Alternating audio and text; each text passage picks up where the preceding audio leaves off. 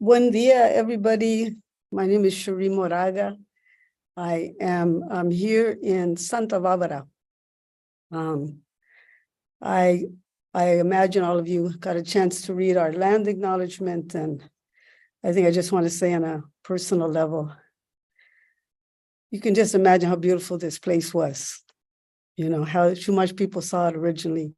I do want to honor them. I want to honor the current Chumash people, coastal people here that I've had the opportunity to meet, some really, really, really good hearts, elders that have taught me a thing or two that I needed to know, and I honor their ancestors as well. Well, this is a really important moment for me. When I say my name is Cherríe Moraga, I also need to acknowledge that the wind just came up right now. So I don't know if other people can hear this pounding, but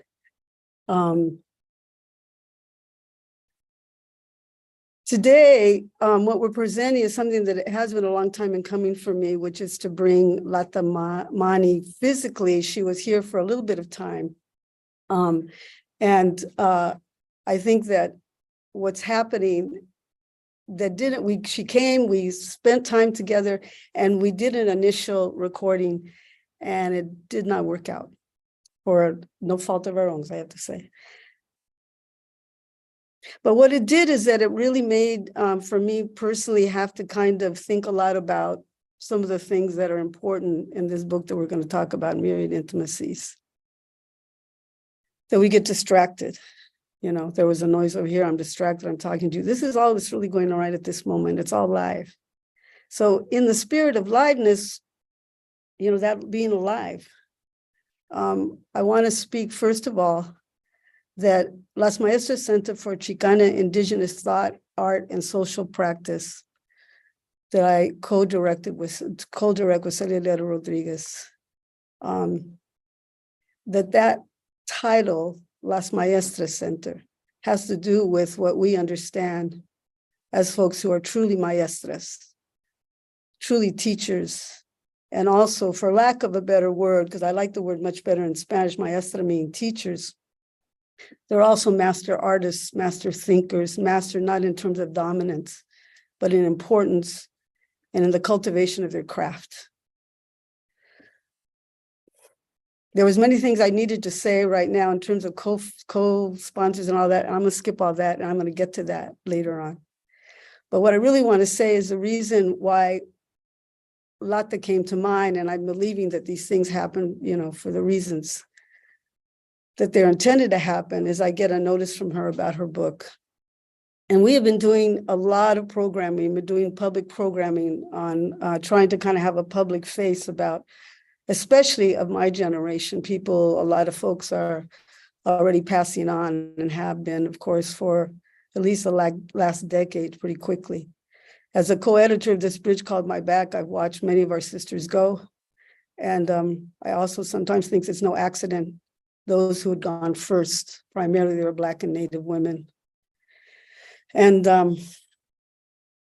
so in all of those ways, you know, when I landed upon, you know, opening Myriad Intimacies, I finally find, again, my sister. I re-find my sister. We haven't seen each other for, you know, several years. And I believe still, Lata, that you're still in India. I don't know, you're down the street in Oakland. But the point is that there is a network of women of color that really did emerge out of the 1980s for us, our generation, that has continued to this day. And even as people have passed on, there's something about what we were creating. First, what I understood as third world women in the US, that's what this bridge called My Back was all about. But very, very quickly, even by the second edition that we did with Kitchen Table Women of Color Press, the next introduction I did was called, you know, Refugees of a World on Fire. So suddenly we understood ourselves as women of color in the United States and internally colonized. The world was already moving in the direction it is today, on the horrific level it is today, which is a world in movement And so that women of color then, for us, absolutely began to be understood as transnational. I met Lata many years ago when, you know, we were both much younger. I guess it was in the late 80s, something like that, yeah. And from that time, you know, I always took an interest in her work until Interleaves came, and that changed my life. It changed my life because it was a book of spirit. And I was trying to kind of find my way home to spirit.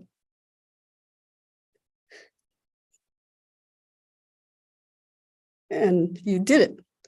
You, the yous, the grand of you, you know, not just you personally, but the book did it in the sense that it caused me to, the faith that I knew I had, that I had born with, that I grew up with, that I felt in my soul, was on a certain level brought home to me through that writing. So that's the context in which I'm going to say all of that, simply because what's particularly marvelous about Myriad Intimacies is that I feel like those two books on a certain level are, for me, sort of these bookends. They're holding certain sites of knowledge that were initiated, you know, through no, you know, choice of Lata's own, by her own, the accident that happened with you, Lata, many years ago. But this part, this is like, to me, this book is a movement. It's a book of journeying. It's a book of arriving at a refusal to separate.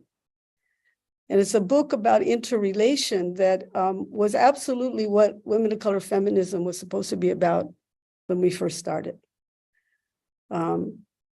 And we can talk a little bit more about that as we go along, but that finding that interrelation, and that's what I'm saying, that when I read Interleaves, that was interrelation. That's what I knew. She was my sister. And we are very different in histories and our points of reference and much societal separations, but spiritually and also politically, we are sisters. And I think that that's what I love so much about this book, is that I am reminded that we are sisters, and that was really the intention. And, you know, with all the, you know, I understand. And when I say sisters, I'm using that phrase very largely in terms of gender, very largely, right? So that was a long intro I didn't expect to make, but I don't, and I can't actually say that I'm completely. I know that I turned 70 this year, so I know that in the years that, if I am blessed to have them left, whatever amount of years those are, that I am hungry for this kind of work. And I am dissatisfied when I can't get it.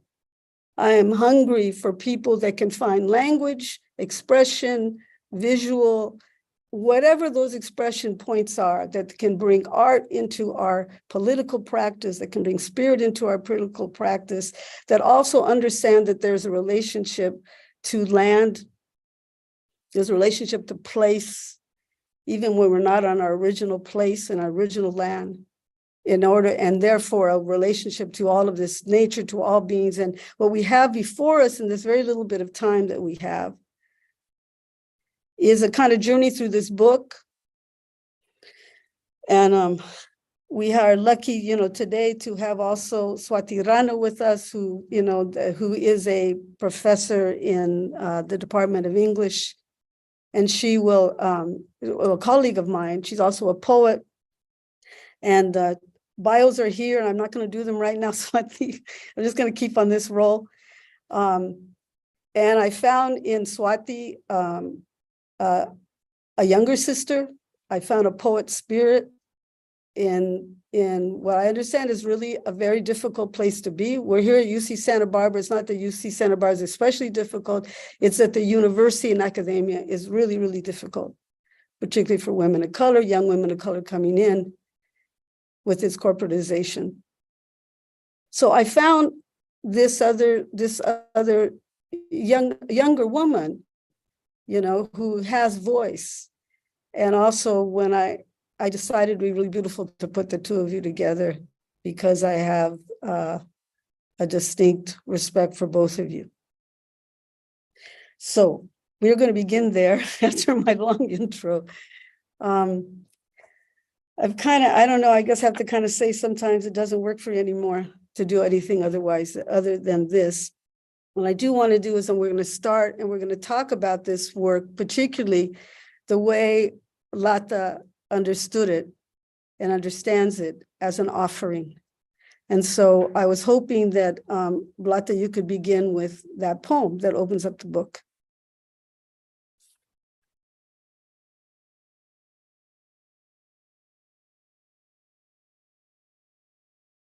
Okay, can you hear me? Thank you, everyone, for being here, for taking the time to be with us today, with me, Cherríe, and Swati. I'm going to start by reading the way the reader is invited into the book. In your hand, this book, object unto itself.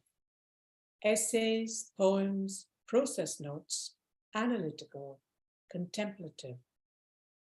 This book in your hands, an effect of your reading, juxtapositions, sequences encountered in print duration. Interleaving these, links to video experimentations, sensorial landscapes, temporal explorations. It is hoped that you will accept these as linked invitations to play and engage with proposed interpretations. And I'm just going to read a little bit more from the beginning just to situate the work and the orientation. We live and work in contexts in which a narrowly instrumental notion of knowledge is dominant. We are primarily addressed as Homo economicus, and within that characterization as consumers first and foremost. What is manifested is a logic of proliferation within an increasingly narrow conception of human possibilities, and relatedly, ever greater conformism masquerading as affirmation of infinite potential and creativity. Even debates on the plurality and fluidity of identity have at times become entangled with these dynamics, multiplying categories rather than challenging their premises. Critique has become a commodity to be consumed, and we are rarely addressed as philosophical beings engaged by the broader questions of what it means to be human, though COVID-19 and the precarity of neoliberalism have brought these issues very much to the forefront, and all of this has been compounded by the COVID-19 pandemic and the uprisings against racial injustice that we witnessed at the time of the murder of George Floyd. And that was the immediate context for the completion of this book. So given this context, what I'm proposing in this book is that genuine inquiry involves inhabiting a space between cognitive abeyance and cognitive freefall, until gradually, cumulatively, non-linearly, and retroactively, one marshals conceptual and empirical resources to elucidate the intuitions that have prompted one's investigation. Therefore, the work gathered in Myriad Intimacies is grounded in the following propositions. We are sensuous beings inhabiting infinity, a continually evolving, multiply and mutually constituted field of interrelations. Our senses compose our material experience. We apprehend the world through them. We have at our disposal language which by its nature constrains our imagination even as it unleashes it. Any analytic effort, including mine, can only trace some aspects of the manifold cause and effect interrelations that bear on any issue at hand. The omnipotent researcher with mastery over her object of study makes way for the modest explorer who's conscious of the rich specificity and partiality of her understanding. We are situated sentient beings, and the stories we tell locate us. Cherríe, Mohanty. The idea of knowledge as capture is an untenable fiction, and we would do well to cede ground to knowing as a practice of attunement. With this kind of ground clearing in mind, the approach that this book has taken is one that I call a kaleidoscopic approach, a set of interrelated fragments that gradually invite the reader, viewer, because there are 6 videos that are part of this transmedia book, to contemplate the propositions and allow those propositions to gain, if you like, density, intensity, structure, and also texture. And hope by that means to create a space where the reader, viewer, and the author can commune. So that's roughly the context and the orienting impulse and direction of the book. Yes, I think that you said it better than I. It's a beautiful concept, and the concept too of explaining too that it is when you were talking about the critique of the commodification, right? The commodification of knowledge, and that all we are is basically coming down to being consumers. One of the things that was really important to me too is that, and it's got a theme that's going to come on around again, is the idea of embodied knowledge, right? That the body holds knowledge. And this is something that's going through this whole text. What is really important about it too is that since you're dealing with so many different levels, there is a site in which in the reading, if you actually go into the videos and come in and out of them, that you begin to feel differently and you're feeling it somatically. So I recommend people to do that. And what we're going to do today is that we will show 3 videos. We're going to kind of interweave them through our discussion. And 2 of them, each of them are about 5 minutes, the first 2, and then the last one is a shorter one, about 1 minute. But I really, when we began, Swati and I began to talk about the possibility of having this conversation, one of the things that she was the most interested in really was the form. Why this form? And poet that she is, she's going to ask us some questions about that. Right, Swati? Thank you. And I just want to say thank you both.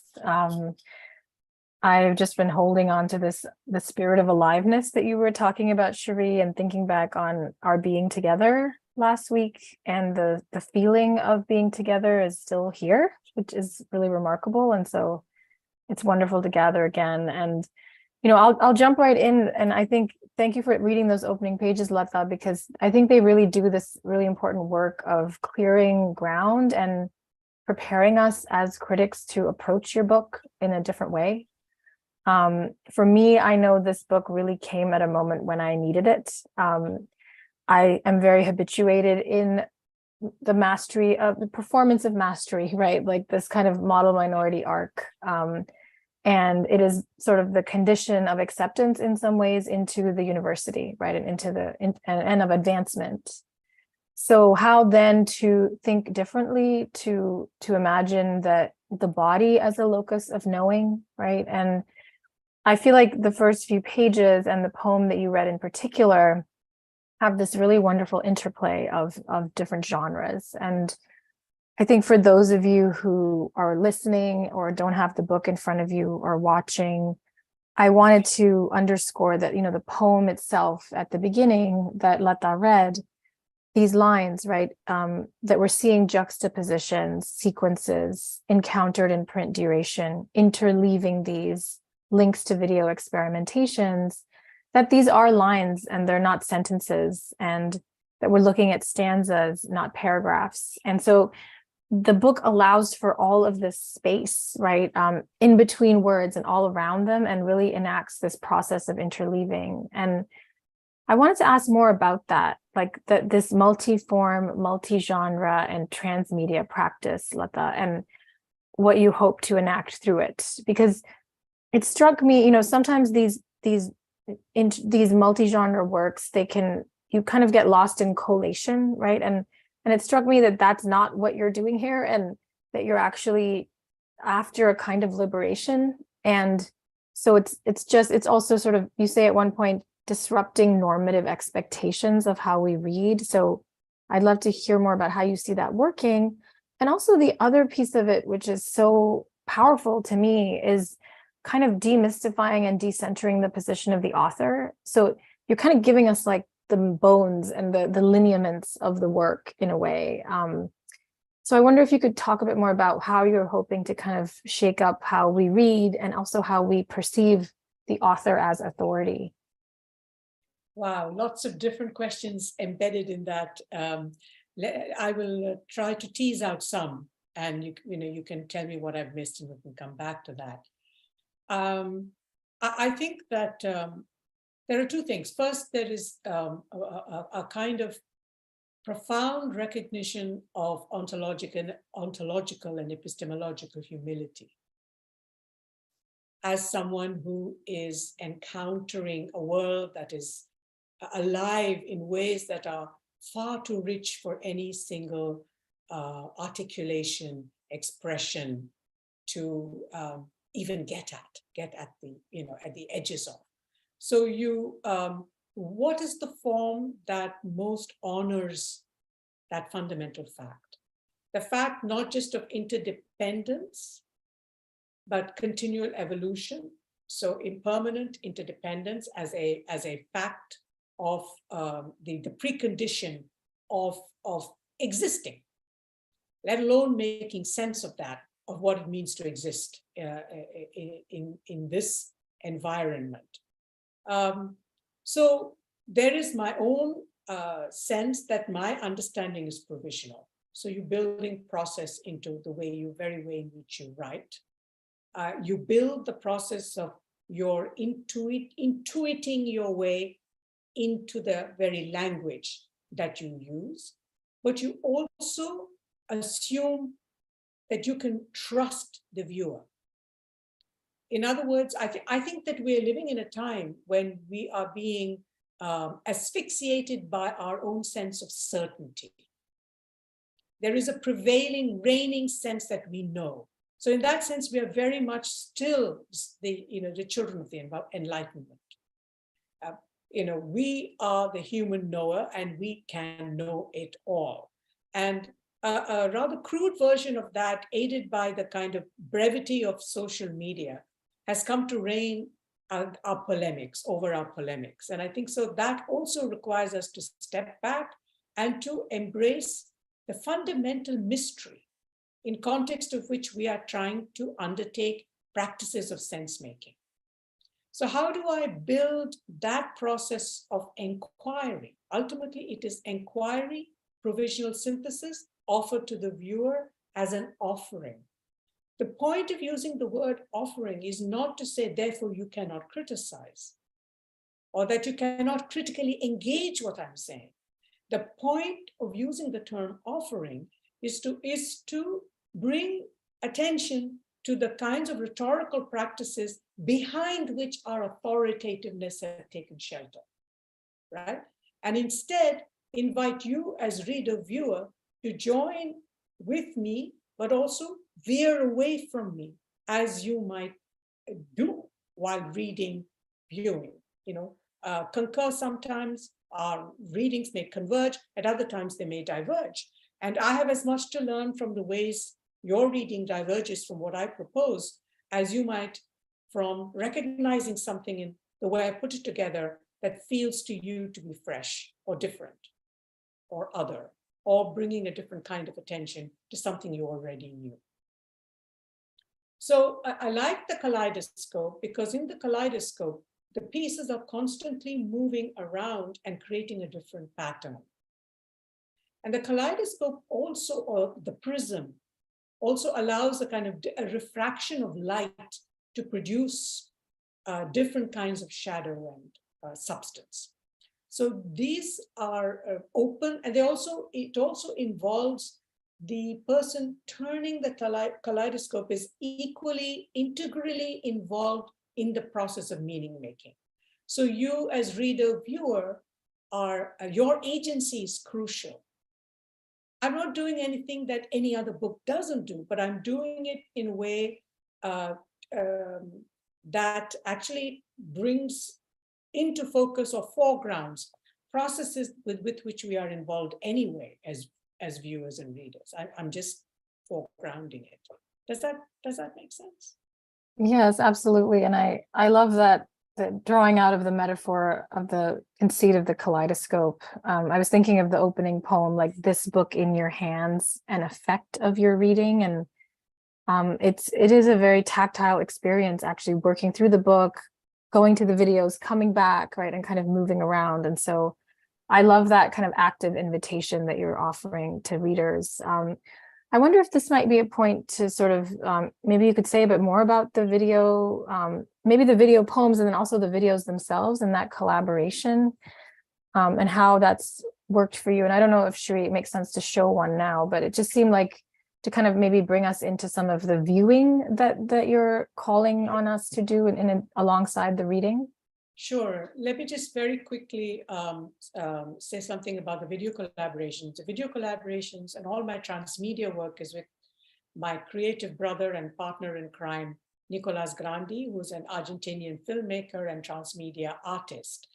And we realized, he was teaching in Bangalore when I was living there, and we realized that we both had an interest in sort of returning sensuality as front and center to our work.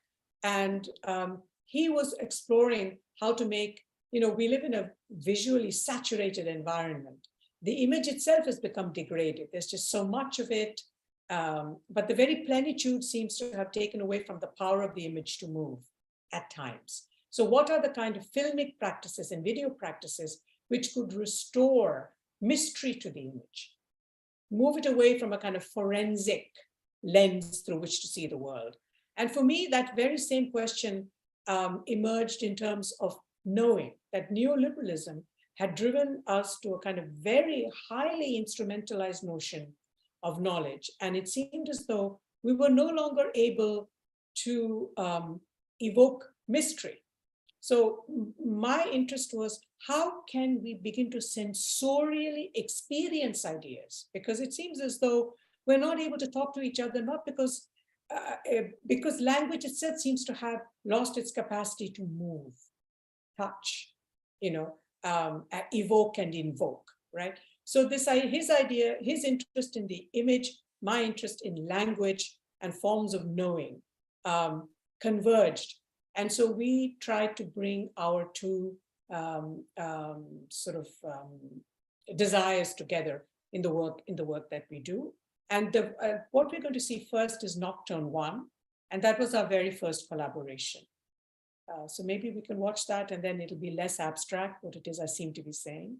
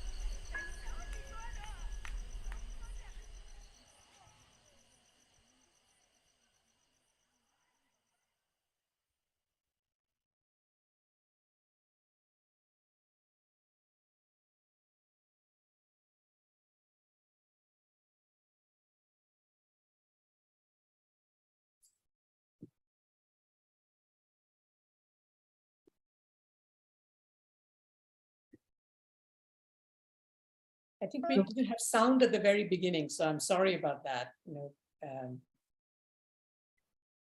Okay, sorry about that. Well, it changes us, right? It just changes us. So beautiful, beautiful work. Nicolas's work is wonderful, and I am so happy you found such a great collaborator.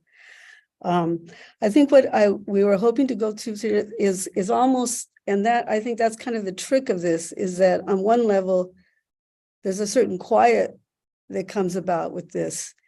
And what I love about it too is that in the end, you're hearing all of this. It's like, what was this very intimate world? So you want to tell us a little bit about what we're actually experiencing there, Lata? Yes, absolutely. We were trying to, I've been really thinking a lot because, I lived in Bangalore during its explosion. It's coming into being as a global city. And the way in which urbanism was being talked about was as though there was nothing but concrete, and the future heralded nothing but concrete. But right in the middle of the city were these patches of grass, bits of grassland that still remain, that had yet to be encroached upon, lake beds, in other words, life teeming.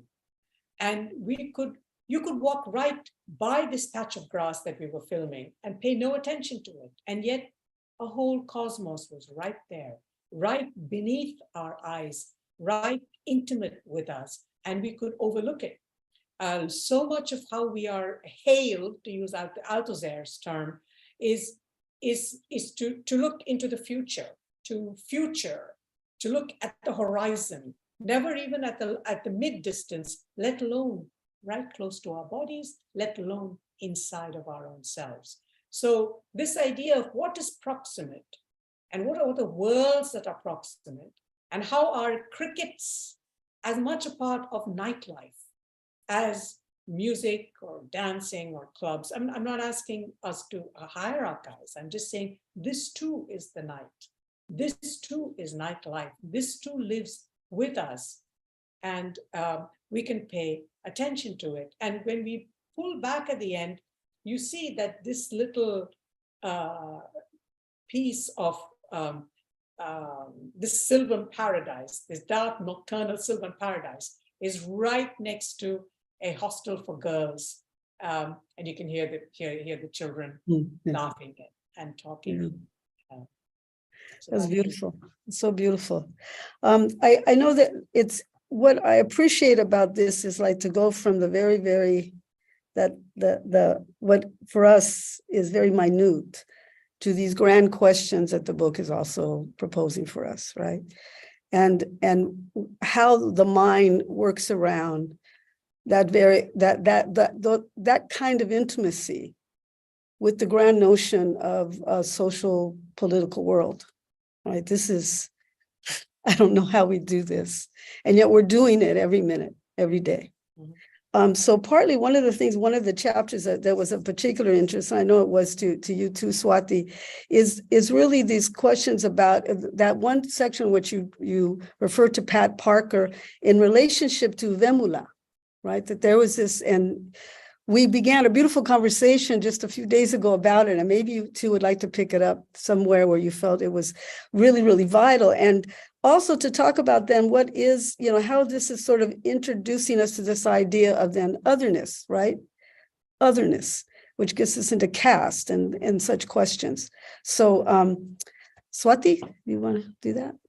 Yeah, and I'm always left like breathless a little bit by the videos. And I think what I hope we can circle back to is, the video, it's not that it can't, the video must let in the voices, right? That this is not a space, like the space of mystery, which in your work is in some ways the blank page, in the videos is the night, right? Where we're looking, we're trying to see through, and we can't necessarily, and then, images come in and out of view, words come in and out of view. And that space is not empty. That space is profoundly social and socio-political. And so, I mean, I always find that to be such I don't know, somehow it just really touches me that those voices are there and that they must be there as the condition of that mystery. And I think this question, which I really did want to take some time with today, is to me like the heart of the book, because it joins the spiritual to the political to me in this really unprecedented way. And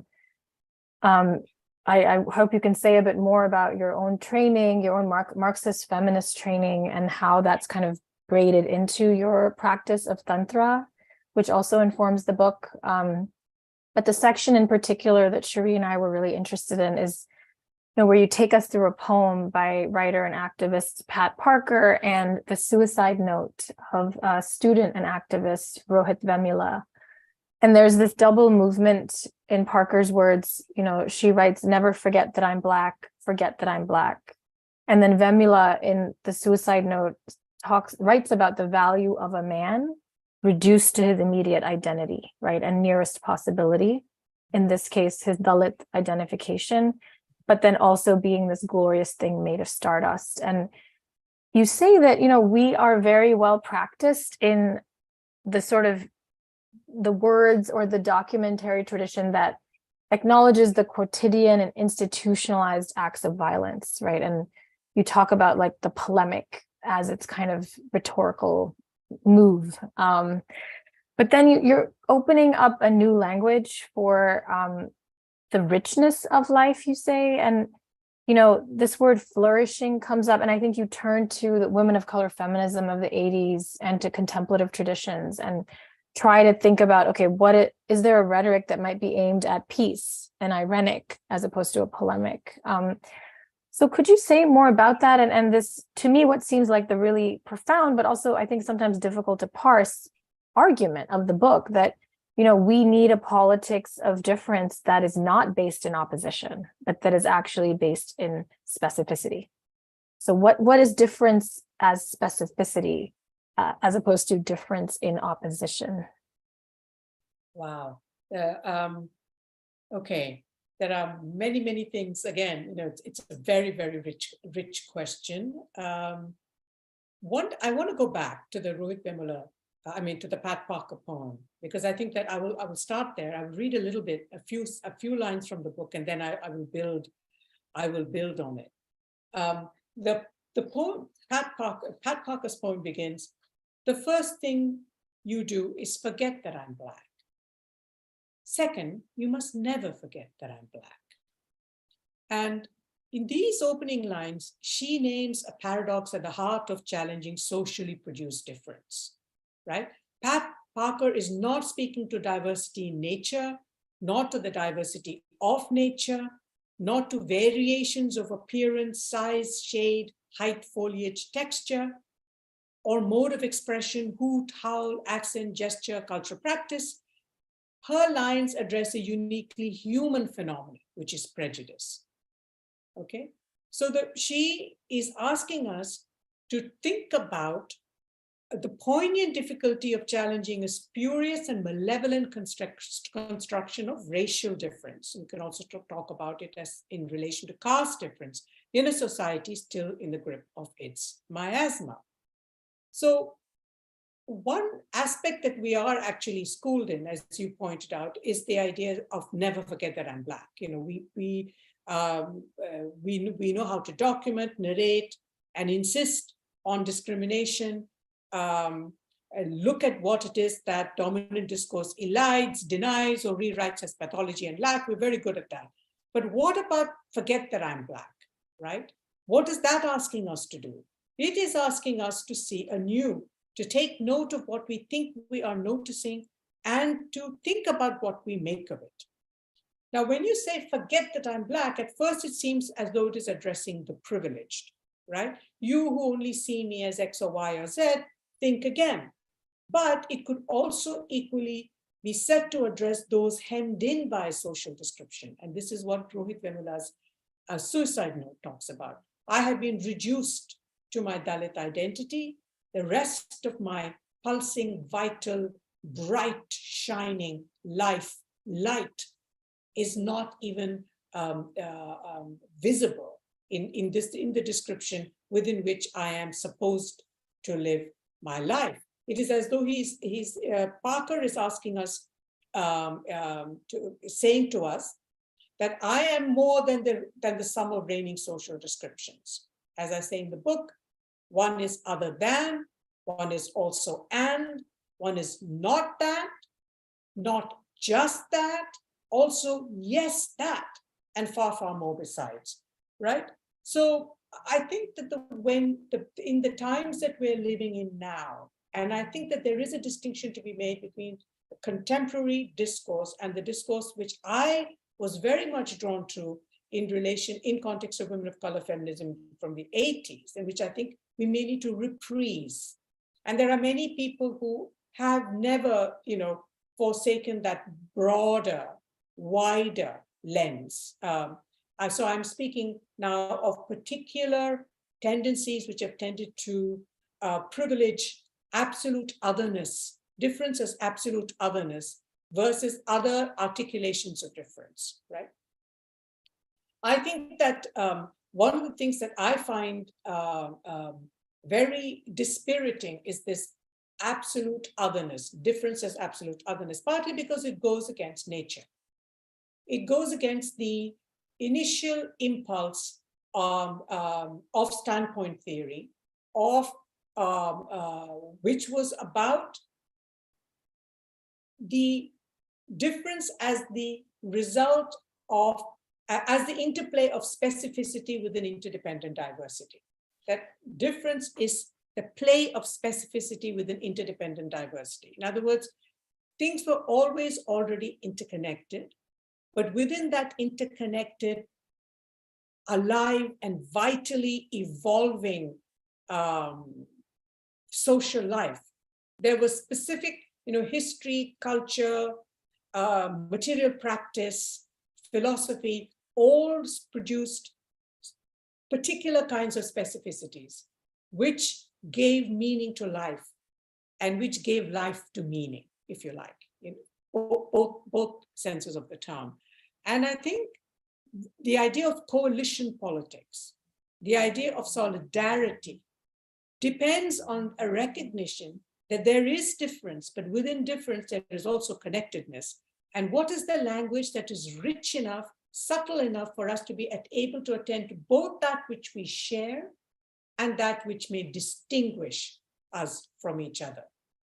But today, in the kind of social mediated, harshly polemic, discursive environment in which we are conducting our practice of living together, it seems as though my difference utterly distinguishes me from you.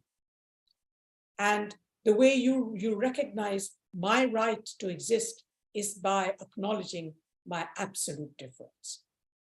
So my question is, what does that enable and what does that disenable? How is it possible when everything is being continually co-produced and multiply constituted that we can even lay claim to a notion of absolute difference? It goes against nature. All of our categories are being relationally produced. Relationality is the grammar of the universe. Relationality is the grammar of both of the natural world and of the social world. How can we produce a political language that depends on the notion of absolute difference, and who does it serve? Because it seems to me that as long as we are divided against each other, then those structures that exist, which would benefit from our being divided against each other and not seeing that which we share, will continue to divide us against each other. So, and will continue to profit and benefit from our very dividedness. So I was calling attention to something which was very much there at the very beginning of feminism, which was always contested, but was a very strongly active force and which seems to have slightly receded in our current times.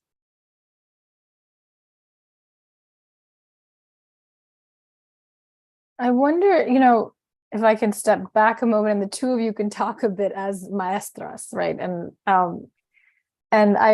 I know last week, Lata, you read the poem from page 77, circa 1980s USA. And, you know, maybe this is a moment to maybe go back to that moment, you know, where the two of you first met each other and, you know, learned of each other's work. And because you do talk about, it's not that there are no such languages, but that you find them actually in this poem, and also in the Standing Rock protests, in the Black Lives Matter movement. And so maybe just to give listeners some sense of like where you are finding these resources and the words for thinking about difference as specificity, as you put this beautifully, right? Difference as play of specificity within a kind of interdependent diversity. Mm-hmm. Mm-hmm. Yeah, sorry. I mean, I think in a way, the limitations of what I say in any response to your very rich questions actually manifest the very problem that the book starts with, like that language opens out, it also constrains. In making a single utterance, I'm able to draw a certain line in infinity. But I'm not, there are many other lines that are being overlooked even as that line is being drawn. So the difficulty of speech, and yet the necessity of speech, right, simultaneously. So this is again, lines from that draw on 1980s feminism. It's in a chapter on identity politics and Me Too. Circa 1980s USA. The politics of location, theory in the flesh, the privilege of partial perspective, oppositional consciousness, El Mundo Zurdo, cables, SOSs, conjurations and fusel missiles make revolution irresistible. Polyvocal, multilingual, poetry, prose, polemic, fiction, displace, reframe, and recompose the single as the multiverse. Even then, Bambara warned that wholeness was no trifling matter. Are you sure, sweetheart, she said? A lot of weight when you are well. So 3 or 4 of those stanzas literally are, you know, titles of articles or, you know, concepts that were embedded in books that were published at that time, and in visionary articulations of what solidarity and between women and other living beings to whom women were connected and with whom women inhabited this planet. These were articulations from that time. And I wanted to bring it to our attention as a way of thinking about how we think our interrelations. Yeah, I think that in that same, I was looking at the next page, and I think that if I can read from your work, you're talking about these very things. The ideas they express emerge from and intervene in several interrelated histories: colonial, racial, ethnic, class, gendered, sexual, bodily. To follow their logic is to parse dominant ideas into ensembles of contingent facts. The challenge to the so-called universal held a dual promise: decolonization of the mind and a reimagination of freedom. The insistent eruption of diversity of experiences, perspectives, myths, metaphors, visions was never an end in itself, though the market did strive where it could to domesticate it as a species of variety. It was above all an interpretive summons, a call to rethink and revision past, presents, futures, to re-examine experience, to specify it. The call to arms was a call for complexity, specification as a first step toward rethinking the interrelations that constitute the social ecological whole. And then you go on to talk about all the different kinds of ways, the forms of expression, memoir, oral history, poetry, et cetera, et cetera. And then you say, Binaries are inverted, subverted, on occasion subtended. In the exuberance of the moment, structure, subject, individual, community, history, agency, nature, culture, body, mind, subject, object, all appeared poised to slough off the weight of history and point to terra incognita. And I wrote in there, thank you finally, sister. Thank you finally, sister. 40 years. That all, you know, what I've been writing here is, how does one find original voice? If there's no absolute difference, the relationality is the grammar of the universe. And all I keep thinking is all the people who don't have voice. That's all I think about. You know, being here in the university is just that I believe exactly what you're saying, that that is a specificity that then creates the interrelation. That is what Bridge knew. You know, it wasn't, I mean, you know, I always want to say it wasn't all that. It wasn't all that. And then what I'm saying, it was every class of woman, every color of woman, every kind of woman, some not quite woman, so all of this put together. And it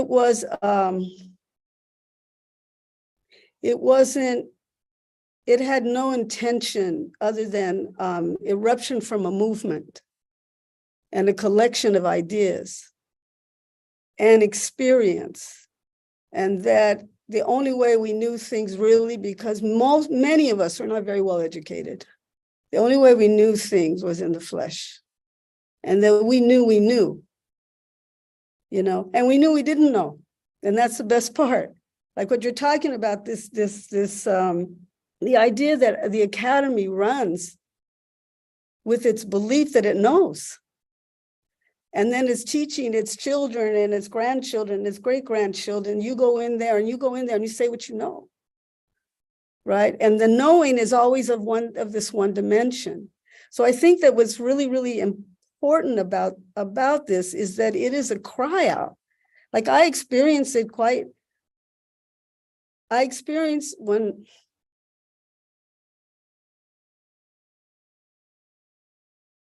when I read these things, I experience constant sense of what it is to be illiterate. That's how I read it. And the irony is that I read it at the level in which I have literacy. And I'm not talking about me. What I'm saying is that the way I teach is the same thing. It doesn't matter what class they are, what race they are, it's the specificity of the body who entered the room.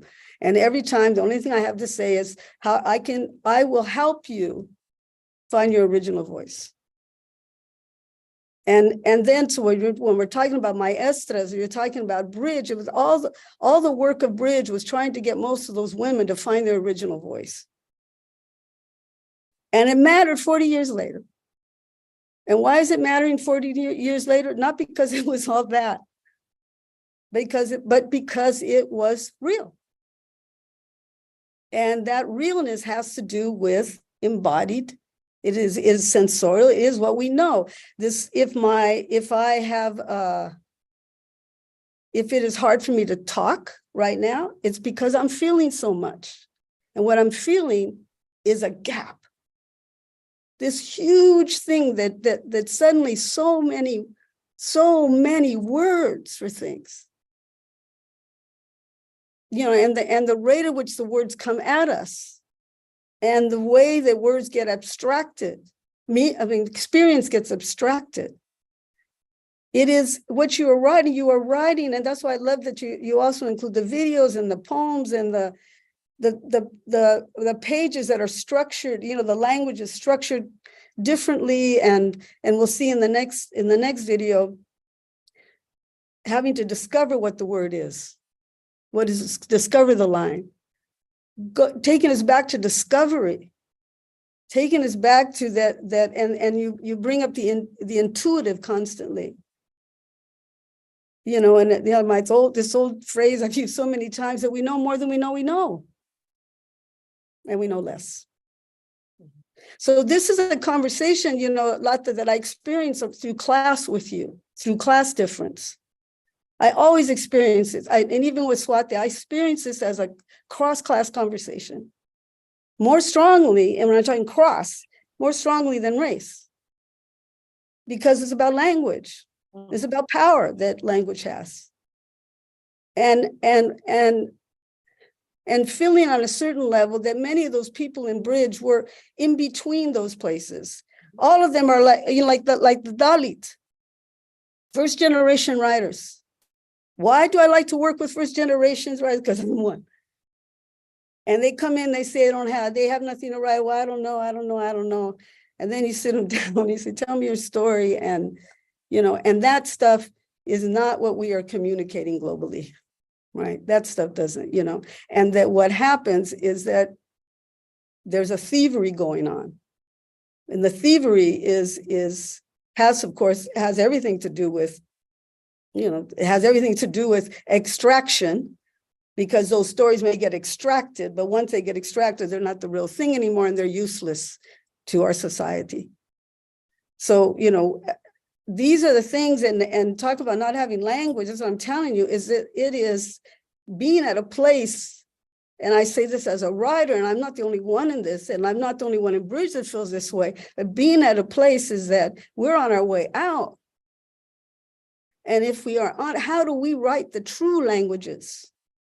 And it's not Spanish or English or Nahuatl, or, you know, that is not, I'm talking just to try. And this is what I appreciate about the work that you've done here, is that you are crafting deeply to find the right word, to find the right image, to collaborate. I want to honor, you know, your partner, you know, for many, many years, you know, Ruth Frankenberg, who had so much courage, and you gave each other courage. And I also acknowledge the fact that she remains your collaborator. So if she remains your collaborator and she has passed on, then you are suggesting to us, how do we get knowledge? How do we get information? How is that transmitted?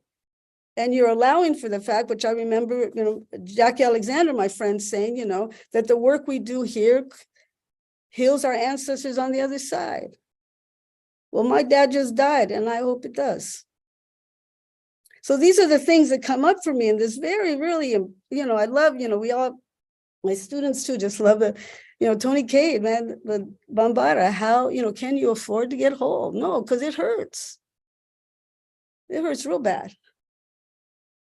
So this is the dialogue, right? I mean, this is the dialogue amongst us, and why I feel, I feel that we can do this. But it takes, like, people got to know what they're missing. If they're expecting certain kinds of languages, they may not get what they want, or they think they want, or what they're seeking. You know, so this is where I went with that. And I don't know if you two want to respond to that, or we can also go to the I really would like also us to do the other video. But these are things that just keeps being subtextually on my mind. And this feeling that on a certain level, how strategic it was to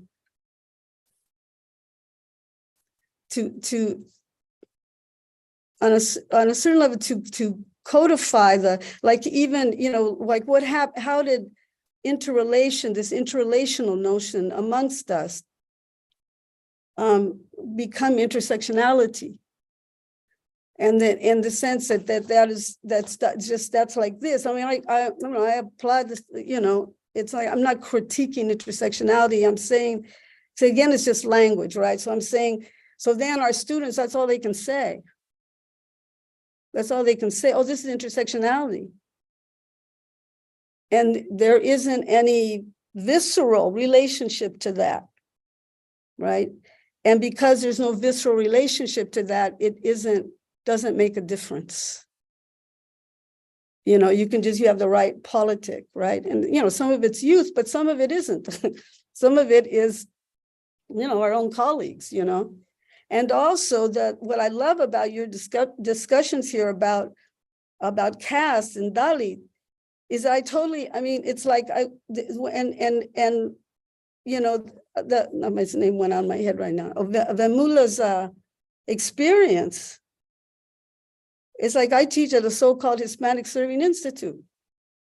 There's like, almost 3% Latino here, and most of the faculty I know outside of Chicano studies, most of the faculty I know don't necessarily know any of the history of the bodies that are sitting in their classrooms. If they know anything, they think of race as black and white. Which the thing about the caste thing that seems so utterly important to me is why is the black-white understanding such that if we talk about caste, they're looking to India instead of looking south to Mexico. When Mexico had, an 18th century caste system that native people and mestizo people are still suffering from to this day. And those are our students who come here, first generation students. So I just am grateful. I'm grateful to have somebody to talk to. I mean, it feels like that to me, and of course you're not the only one. I'm using you as, I'm using you to me, and using is not the right word. It's like I applaud you. Because every time we read a writer where we feel less alone, it's a really good thing for another writer. It's a really helpful thing. And so you give me a lot of courage, a lot more courage in that, and just just not feeling so alone, in that about where we need to go. If I got 5, 10, 20 years, what can we contribute now and take our movement back on a certain level, And it's that from the very minute, from the very little detail to the grand. Anyway, you told me to talk. You told me. I think it's actually, I think it's, the kind of conversation we are having, it's about journey, it's not about arrival. And I think that many things that remain in the air, we will take and we will contemplate them. So I think this is the perfect time to see Nocturne too. Actually. Yeah. Let's do that then. Senor?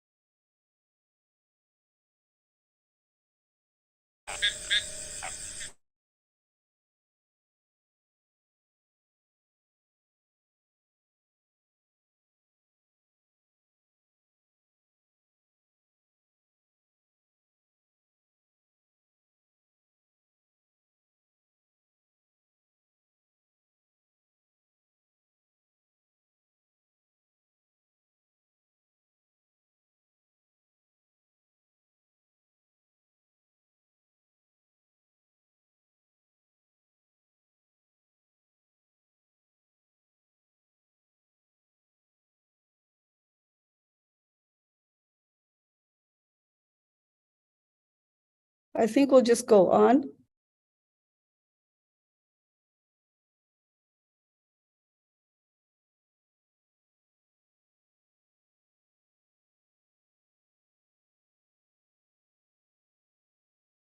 Yeah, I'm sorry, I don't.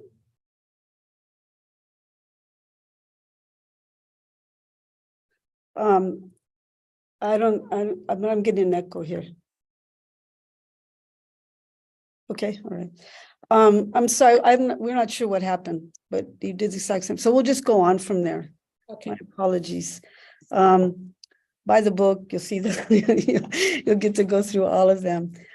So I think I wanted to go because time is passing too, and I wanted to actually have us transition is the right word. And this is the other conversation that I've been wanting to have. And I also wanted to, before we talk about this, and it is sort of related, I had two questions from two of my students, and I thought they were apropos of what we've been talking about. And then I have some, I really want us to be able to talk a little bit about death and dying, if you would allow us to go there again and talk about a malleable border teeming with life, right? But the question that I had here, and I know that you have met this student Taylor when you came last week, and she asked, in the text, you talk about a conception of efficacy that leads to an unsustainable, and she put parenthetically, activist orientation. What are some replenishing and sustainable practices that can be incorporated from day to day in our activism?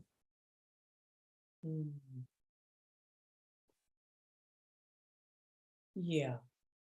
Just for those who haven't read the chapter, I was just reflecting on the fact that activists are carrying an insuperable burden of the facts of suffering and of structures that discriminate consistently, systemically, continually, thereby diminishing the possibility of human flourishing on any scale, in any way. Activists who are aware of injustice, therefore live this burden of the fact of injustice. And then this very unsustainable notion of your capacity to change the world through a concerted will means that you have to constantly live in the ruins of the failures of your efforts, right? So how do you keep going? Yes, it's a very, very important question. I think many of the practices that we need for replenishing and for to build in the restorative and the resilience and the sustainability we do see in contemporary movements like Black Lives Matter and Standing Rock, which is attention to a different, first and foremost, a different notion of time. For example, the activists at Standing Rock, drawing on a very ancient indigenous principle, speak of doing the work for the next 7 generations. That very opening out of a kind of very limited, this is happening now, it needs to be fixed now, a temporality that the logic of politics or the logic of mainstream news cycle, for example, moves it away from that into something much broader. Soon as you talk about anything to do with planetary healing or climate change, again, the temporality opens up. So that conception already exists. In addition to that, there are breathing practices that people are incorporating. There are ritual practices of checking in that people are incorporating. But I think that the fundamental addition to all of this that I would like to propose is that we really open our consciousness to understanding that unless we are present to ourselves in our fullness, in our multiplicity, and in our multi-constitutedness, unless we are 100% present to ourselves, we cannot actually sustain any activity without being distracted, disrupted, or using up resources in ways that may or may not be sustainable. So that part of what that means is accepting limitations. We often think of a limit as only a constraint, but a limit is also an enabling aspect. A limit also enables, and in fact, human life, if one was to find a description of human life, one could say it is dynamism within constraint. Now, there are certain constraints that are imposed by unequal societies. I'm not talking about those. I'm talking about the kind of constraints that are implicit in what it means to be a human being. We cannot fly. Our bodies age. There are certain circadian rhythms. There are certain bodily energetic rhythms. It is within all of these constraints that we undertake everyday life and undertake all of our activities. Embracing our limitations, it seems to me, will actually free us to do more than what we think we can do. Being continually involved with a certain abstract notion of what we think we should achieve in a certain day is likely to actually drain us and make it impossible for us to use our time in the most efficient way. We have also started to see effect, consequence, impact in very narrow ways. And if we think about the contemplative traditions, what they allow us to get in touch with and acknowledge is the fact that even a moment of peaceful mind creates change in the world.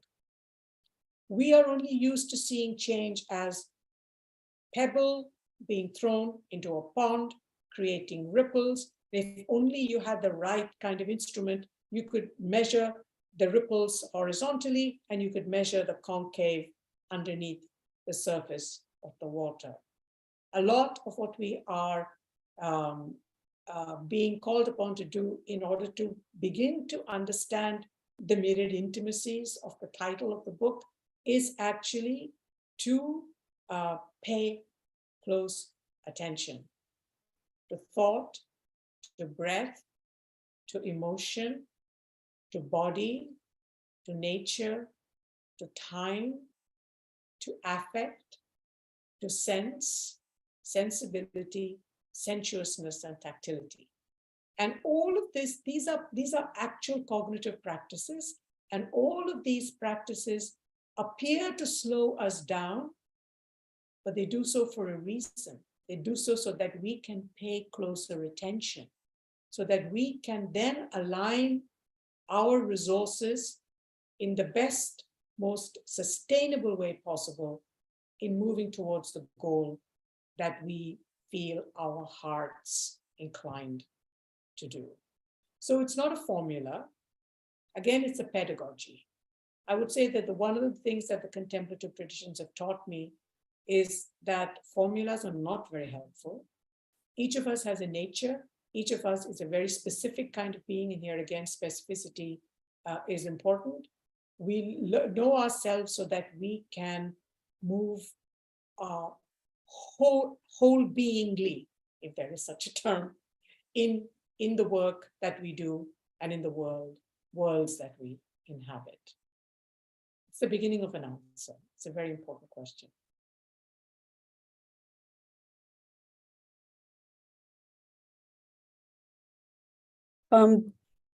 I think all of this is very related to that final section, which you're calling what to do, basically where we're asking, what do we do, right? What do we do, right? And much of it sounds like also the doing is simply what would appear to be not doing, right? And it's on a certain level, right? The second question, and this is also from the same group, and it's related. What are your thoughts or feelings on the differences, junctures, or pathways enabled by a weaving of both wisdom and knowledge? How do we come to a sense of wisdom informed by sensuous experiences, and vice versa? What is wisdom to you? Oh boy. I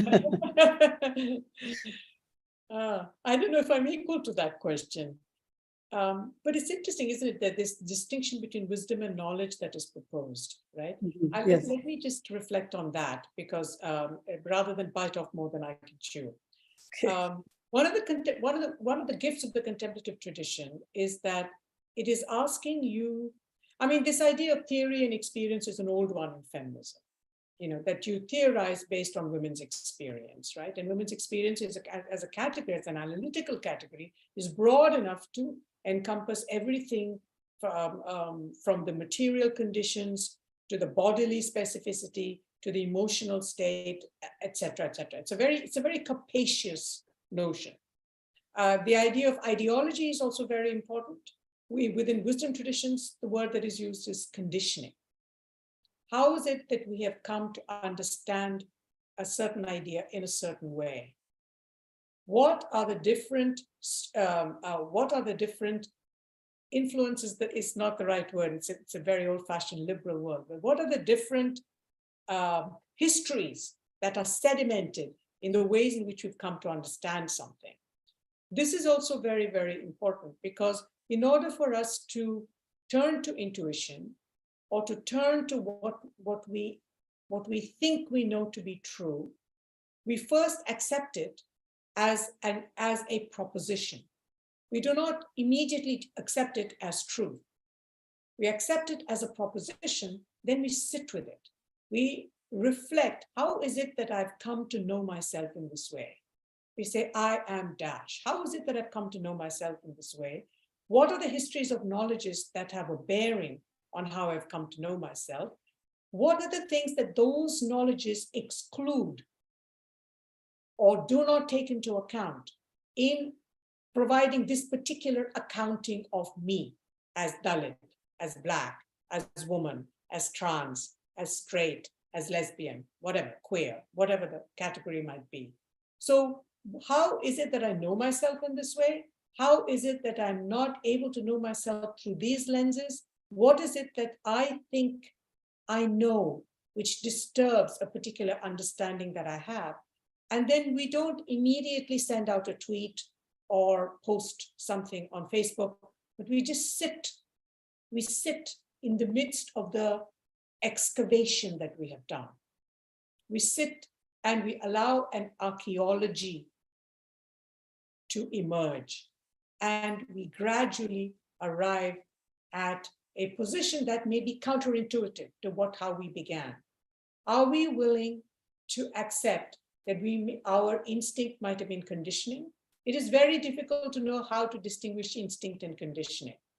Are we willing to undertake the kind of critical praxis that is required to be able to separate out wisdom from what we think we know, wisdom from how we have been taught to think about wisdom as transhistorical, as always true, as not necessarily even needing specification, right? If we're starting with the premise that everything is specific, then how is it that even wisdom traditions don't need specification? So I think that even when we turn to older forms of knowing, the mode of language, the mode of understanding how it applies to our present, all of that requires critical praxis from us. So whether we're speaking of spiritual practice, or we're speaking of the kinds of knowledges that universities would accept as knowledge, critical inquiry is central to both of them. We do not leave critique out of the picture. It is absolutely integral. And it's part of the trust that is given to us in this universe, is that in the giving to human beings of free will, is the fact that we have the capacity to reflect, to conclude, and to make our way through infinity. Otherwise, we would not have been given free will. So why not take this gift and use it? Draw on it. All right, thank you, Lata.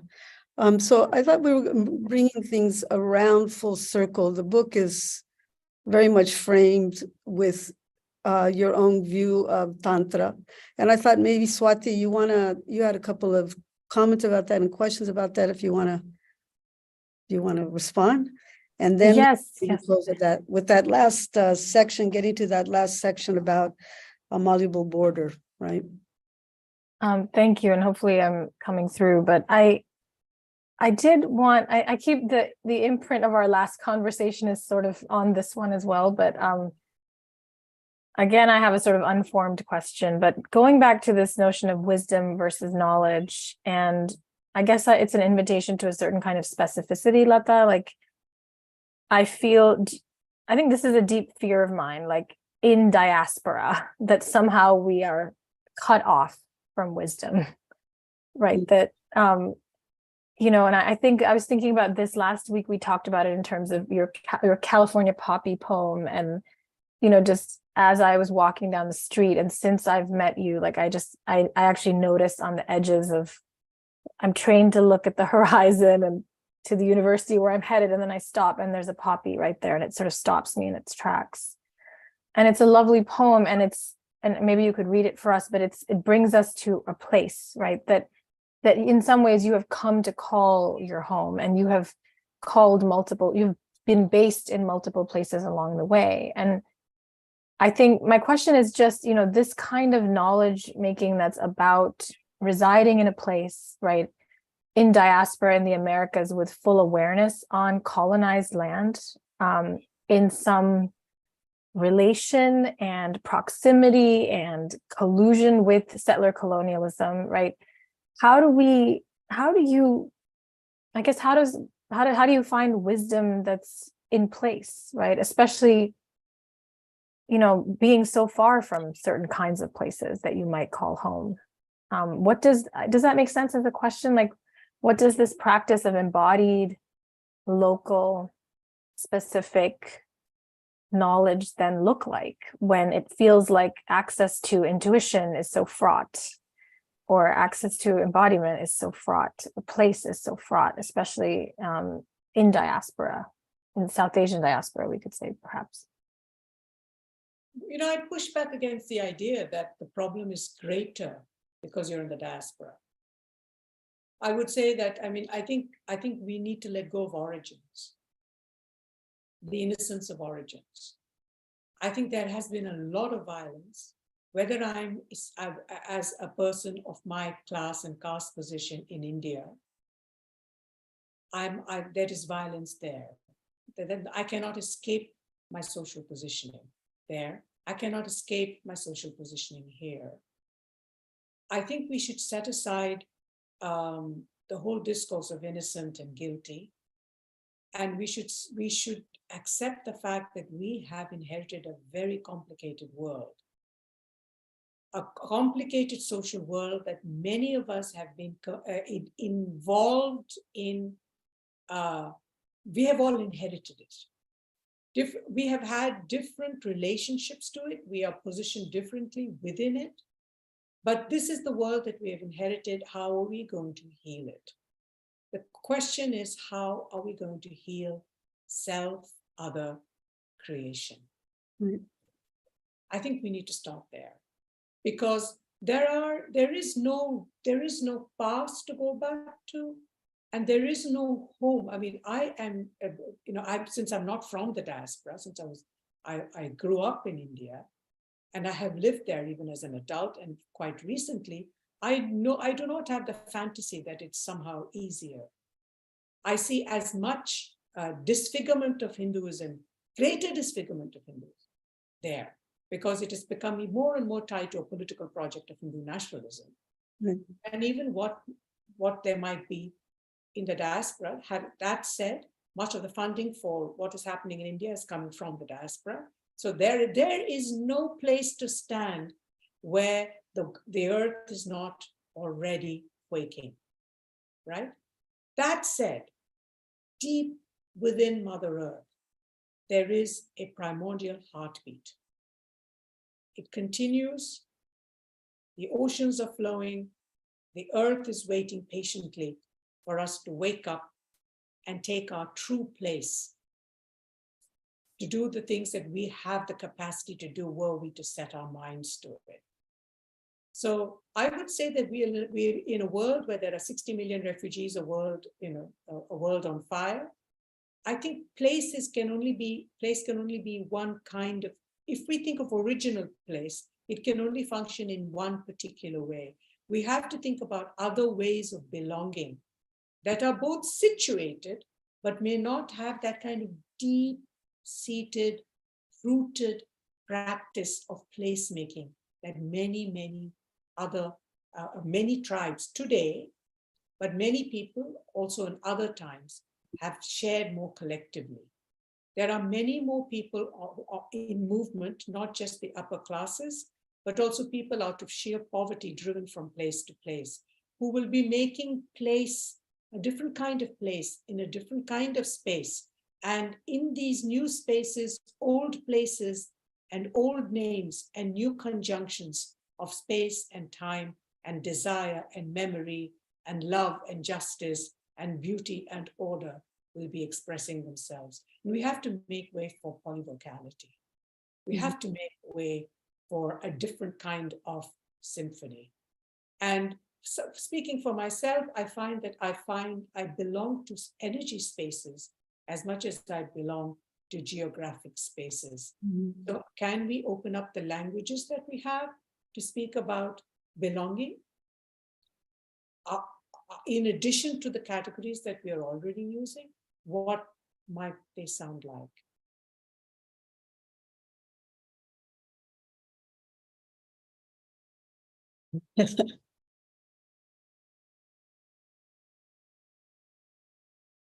Lata, you want to say anything? No, I mean, I'm just taking it in. I think that on other ways of belonging and being situated, yes. And I think that your poetry, I think the book is doing that. And I was reading the poem, which is very much about a California poppy, and then the video, which is the red poppy, right? And it's not. Yeah.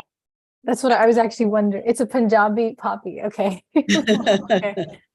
Well, yeah, some of my family's from Punjab. So I was looking at those two moments in the book and thinking about how they could actually sit next to each other and how to sort of inhabit them without claiming them in a way. And so I really do I appreciate this invitation. I was thinking, back to, I know we're trying to sort of circle back to Tantra, and I hope we'll get there, but I also wanted to talk a little bit about what you were saying, Cherríe and Lata, just about like language and coming into language, and how you experience this conversation as a cross-class conversation, and what's at stake underneath that is like literacy, a certain kind of literacy. And I think this goes back to what the book is engaging with in a way, what kinds of knowing are we trained to perform, especially in the space of the university. And I wonder, Lata, if you could talk a little bit more just about your last interleaves, right? And just your relation to language and how it was so profoundly transformed. I mean, just the way that this new embodied sort of aesthetic that you're crafting, and you turned to Tantra, you have Foucault sort of woven in here as well. I mean, there are many ways in which you're building up this language. I think it might be interesting just to hear a bit more about how, like, the absence of language and about the inability to perform a certain kind of linguistic mastery has brought you to some of these new ways of thinking through language.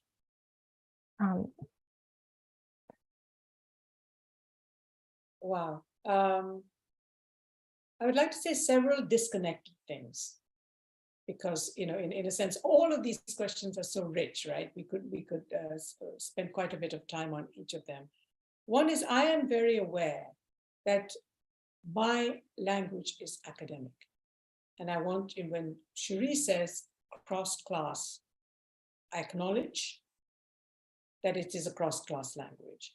I acknowledge that I've been profoundly trained in a certain kind of post-structuralist, Marxist, feminist rhetoric or discourse, and that my language reflects it.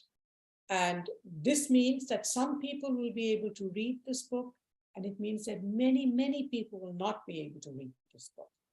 And that is a specificity with which I must live. I must live not just in terms of, I must accept this limitation. No, a redwood tree's roots are horizontal. They are horizontal, they're very shallow, but they spread over a large area. The trunk shoots straight up into the sky, and the leaves are plain, and the branches are plain downward, okay? An oak tree is different. A palm tree is different. Each of us is given a certain song to sing, and each of us is given certain songs to sing, right? And we will draw on the languages we know. If we draw on languages deliberately to obfuscate and to keep people away and to keep people from what it is that we are saying in order that it become ours and ours alone in a proprietary way, that is exclusionary.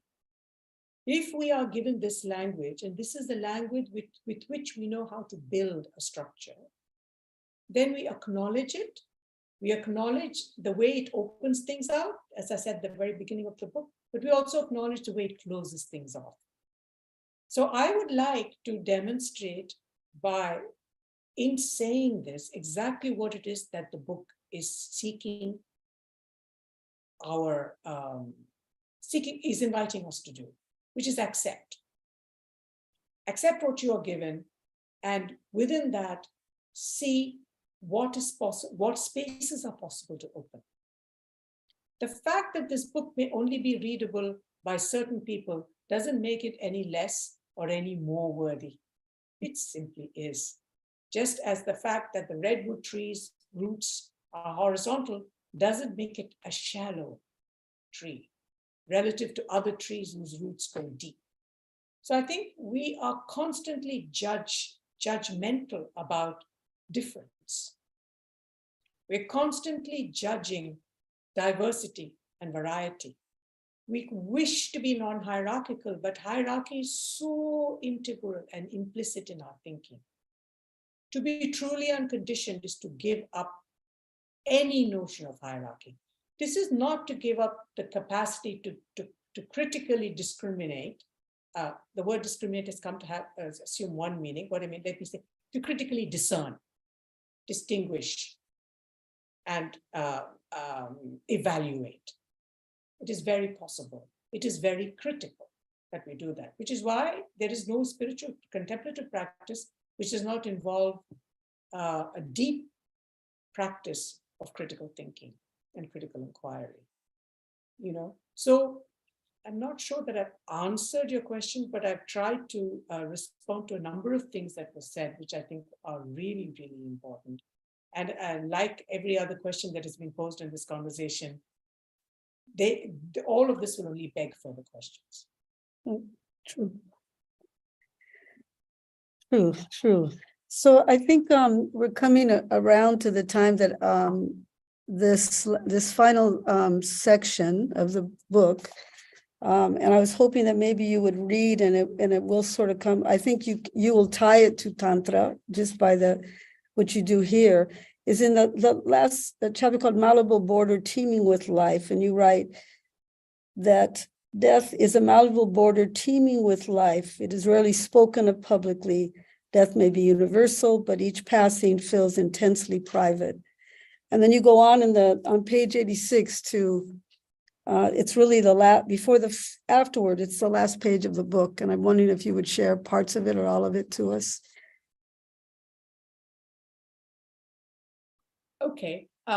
This was written because there was so much sorrow because people were dying alone in context of COVID in hospitals. Families were not able to be there. People were separated and saying goodbye on cell phones and iPads. And it was just, rituals of mourning were not possible, or even saying goodbye was not possible at times. So I have done a fair amount of work with people who are dying. And I knew that the work that could not be done at the bedside could still be done. And I wanted to share some of that. That life in a certain form may end when the last breath is taken, but life itself does not end. That it is possible to communicate across this supposed final frontier of death. If death led only to the silence of the grave, we would be hard put to explain visitations from the dead to those left behind, experiences that usually bring assurance and comfort to the living. One has not heard of husbands returning to finish a quarrel, or of creditors threatening debtors over money owed. Further, those who have returned to life after near-death experiences have spoken in remarkably consistent ways about having been enveloped in indescribable love and of having encountered beings who strive to guide humans, but can do so only if we cooperate. Then there are mediums who bring messages from the beyond by request. Those who communicate, even while sounding like their earthly selves, may speak with greater wisdom than they evinced when they were in a body, suggesting that their human incarnation was only a partial iteration of who they are. These are not arguments. They are at best partial clues. Perhaps my perspective would speak only to those who are already inclined to find it intelligible. But if these words serve to ease even a little bit of the pain over a family member or friend having died alone, the risk of sharing will be worthwhile. So that was the context in which to speak about this border between life and death that has been so present in our lives in context of COVID. And I thought to share it.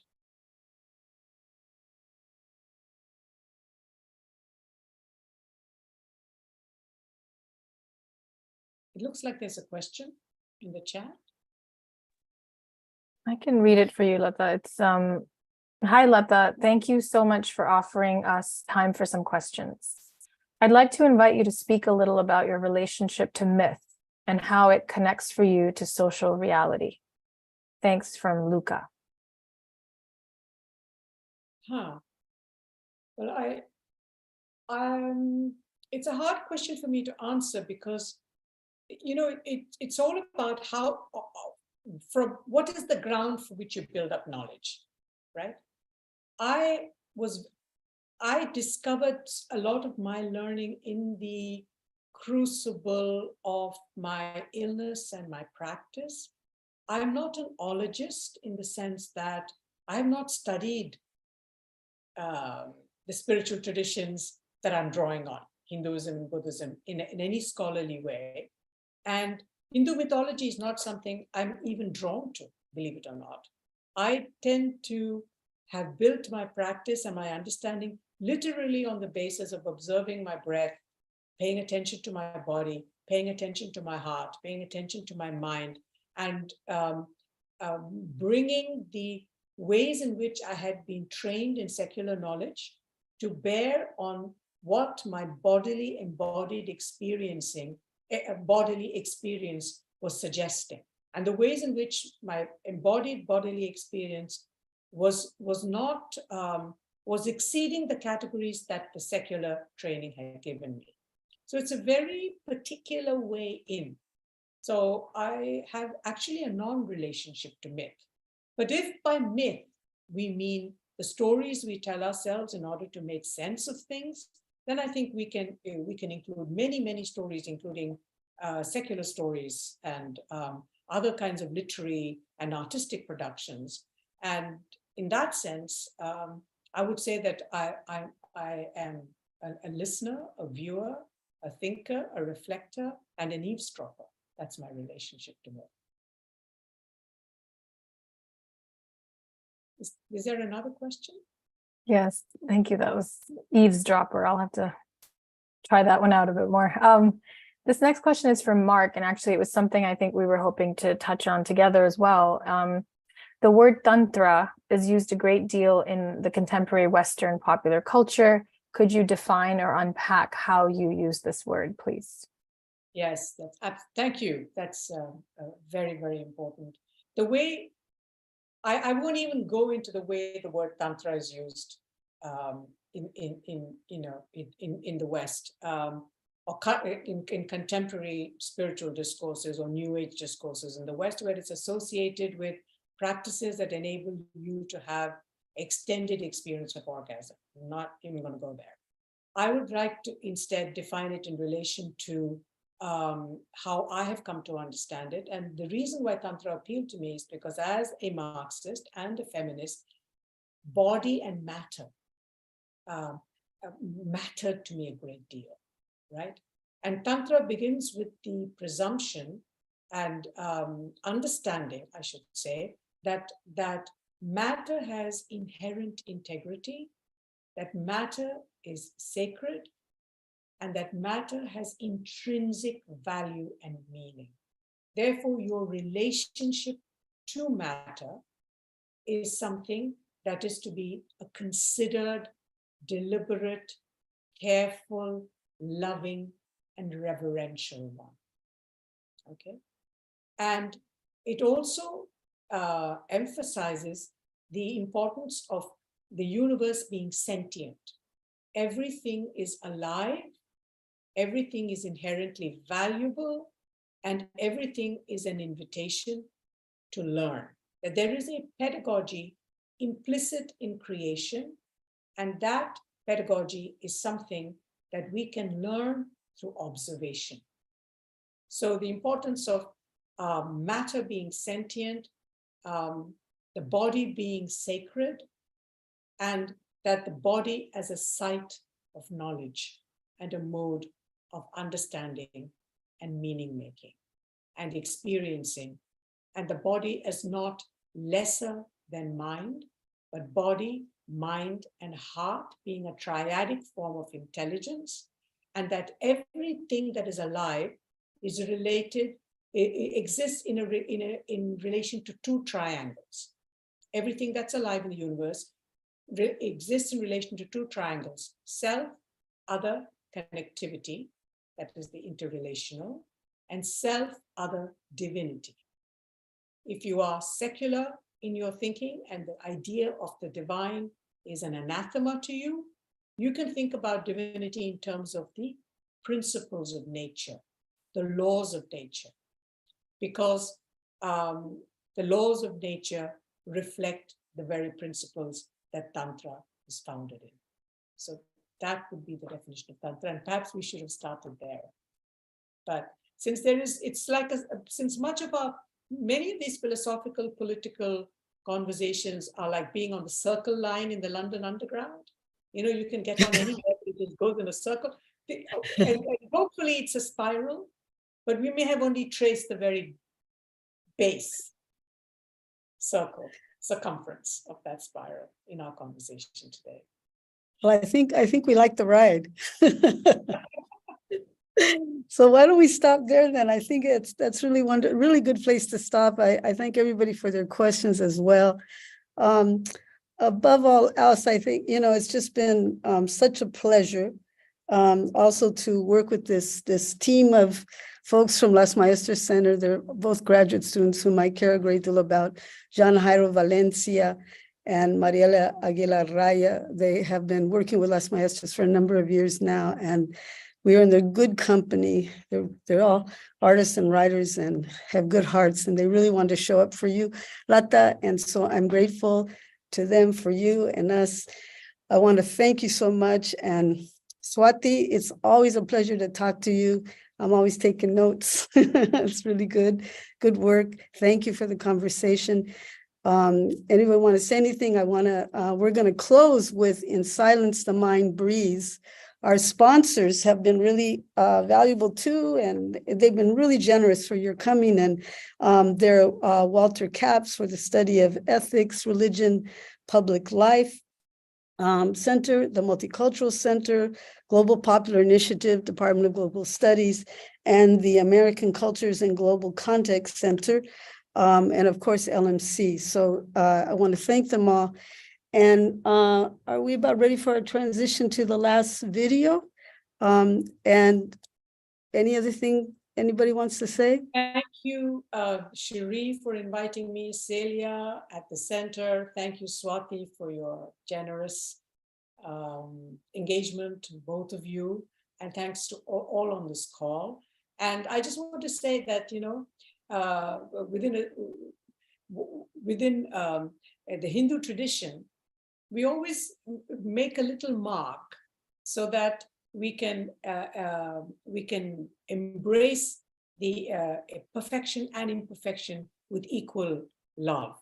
So the fact that we had a little break and we couldn't show that video is nothing more than it just gave us some time to take an in-breath. So thank you for that, and I hope we get to see the last video. And thanks everyone for showing up. Gracias. Gracias a ustedes. Gracias por venir, everybody. And to be continued, definitely.